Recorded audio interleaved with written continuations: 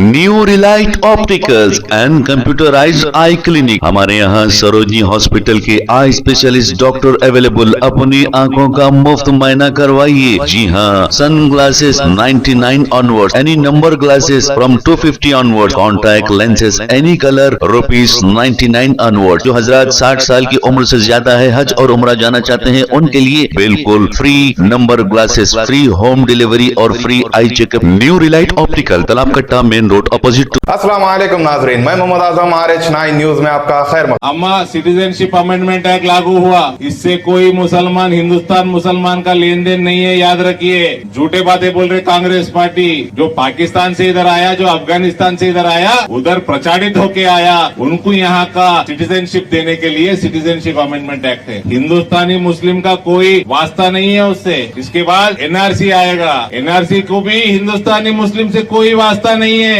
बांग्लादेश से जो मुसलमान इधर आया, रोहिंग्या जो म्यांमार से मुसलमान इधर आया, उनको वापस भेजने के लिए NRC है। हिंदुस्तान मुसलमान के लिए कुछ भी नहीं है, आपको वास्ता ही नहीं है, याद रखिए।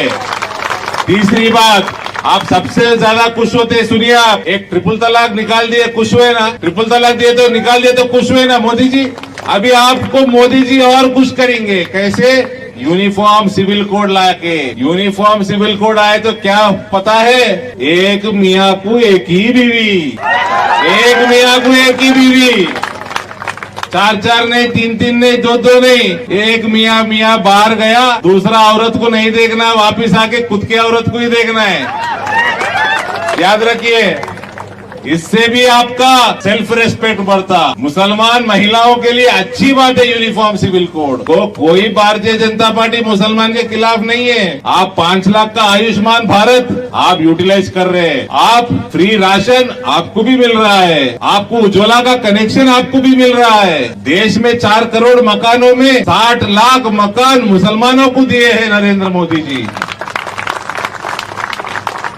आपको वैक्सीन लगाए, वैक्सीन लग गया कोरोना में, वो भी मुसलमान को दिए, सिर्फ हिंदू को नहीं दिए। ऐसा कोई भी स्कीम नहीं है नरेंद्र मोदी का जो सिर्फ हिंदू के लिए है, मुसलमान के लिए नहीं है। मैं फिर बता रहा हूँ, कांग्रेस के चक्कर में मत पड़िए। एक कांग्रेस वाले सिर्फ डुबाना जानते हैं, किसी को बचाना नहीं जानते। यूनिफॉर्म सिविल कोड का मतलब है एक मियाँ एक ही बीवी। आप पे मोहतरमा है, सुनने आप समझ में आ गया ना? यूनिफॉर्म सिविल कोड का मतलब एक मियाँ एक ही बीवी। धन्यवाद। नाम उसका रेवन्ना कुछ नाम है, रेवन्ना। उसके फोन से 2000 वीडियोस निकले, खवातीन से गंदगी कर रहा वो बदबख्त 70 साल की बूढ़ी को तक नहीं छोड़ा। पुलिस की एक ऑफिसर है, उससे कोई टीवी के एंकर है, अरे गंदगी गंदगी। और उस शख्स के लिए नरेंद्र मोदी जाके बोलते भाइयों बहनों इसको वोट दे दो। बताओ आप, अगर आपकी बेटी होती, आपकी बहन होती, रिश्तेदार होती, तो क्या गुजर रही होगी उन लोगों पे? अगर सत्ता बनती है तो महिलाओं का मंगलसूत्र उतार कर मुसलमानों को दे दिया जाएगा, उसके ऊपर आपका क्या कहना है? मोदी जी को, अब मोदी जी कांग्रेस और इंडिया अलायंस का बढ़ता हुआ ग्राफ देख के अब उनको सब्जेक्ट में क्या बात करना समझ में नहीं आ रहा। अब तक सबका साथ, सबका विकास, सबका प्रयास, सबका विश्वास, जुमलों की सरकार, तमाम चीज़ ये लोग बोल दिया। अब एक ही बात मेरे को समझ में आ रही, अगर से बीजेपी की गवर्नमेंट वापस इक़्तिदारात में आना है तो अब सिर्फ उनको नफ़रत बात करना है, उनको डिवाइड एंड रूल करना है। मैं बीजेपी और मोदी जी से पूछना चाहता हूँ, 50, 60, 70 साल से कांग्रेस किसका तो भी मंगलसूत्र ली। मोदी साहब को मालूम होगा मंगलसूत्र के बारे में, क्योंकि एक ज़माना पहले उनकी बीवी को छोड़ दिया उन्होंने। जब मोदी साहब मंगलसूत्र चुरा लिए होंगे तो उनके दिल में एक चोर था, अरे भाई मैं मेरी जोरू का मंगलसूत्र चुरा लिया, बोल के आप कांग्रेस पे डाल के बोल रहे हैं। ये बातों में कोई बुनियाद नहीं है। आप क्या तरक्की करें, आप वो बात करिए, ये मंगलसूत्र की बात बेकार। और आप मेरे को एक बात बोलिए, आप मुसलमानों के ताल्लुक़ से बात करते कि मुसलमाना बच्चे ज़्यादा पैदा करते। तो मैं आपके इल्म के लिए बता दूं, राइट। बाल ठाकरे साहब 11 भाई बहनों में से एक, अडवाणी साहब 8 भाई बहनों में से एक,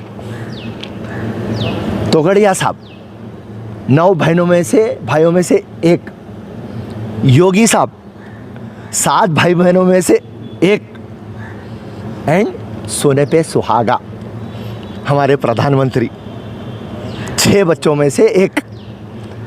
अरे भाई तुम्हारी पूरी हिस्ट्री में बता रहा हूँ और तुम लोग बलवा करते कह रहे मुसलमान ज़्यादा बच्चे पैदा कर रहे हैं, ज़्यादा बच्चे पैदा कर रहे हैं। तो अब ये तमाम दुनिया को मालूम पड़ गया, समझ गए ना साहब।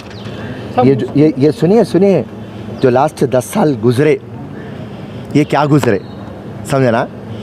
ये अन्याय काल गुजरा, मित्र काल, जुमला काल, नफरत काल, और कुछ भी नहीं है। डिक्टेटरशिप की आप गवर्नमेंट बनाए, डेमोक्रेसी को आप भूल गए, आपके वादे अमल नहीं हुए। आपको जैसा मालूम पड़ा कि 2 फेज़ों के अंदर कांग्रेस और इंडिया अलायंस को ज़्यादा वोट डल गए, आपकी बॉलिंग स्टाइल चेंज कर दिए, आप गुगलियाँ डालना स्टार्ट कर दिए।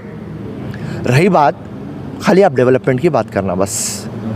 और मैं सिकंदराबाद के हलके के उम्मीदवार किशन रेड्डी, तेलंगाना का बीजेपी पार्टी के प्रेसिडेंट को ओपन चैलेंज कि आप डेवलपमेंट में क्या करें बताइए। आप जो टैक्स में पैसा ले रहे हैं, आप सिकंदराबाद को क्या दिए, तेलंगाना को क्या दिए। तो नाजरीन इजाजत दीजिए और बने रहिए हम सब की आवाज RH9 न्यूज के साथ। चैनल को सब्सक्राइब कीजिए, वीडियो को लाइक कीजिए, जितना हो सका ज्यादा से ज्यादा शेयर कीजिए। खुदा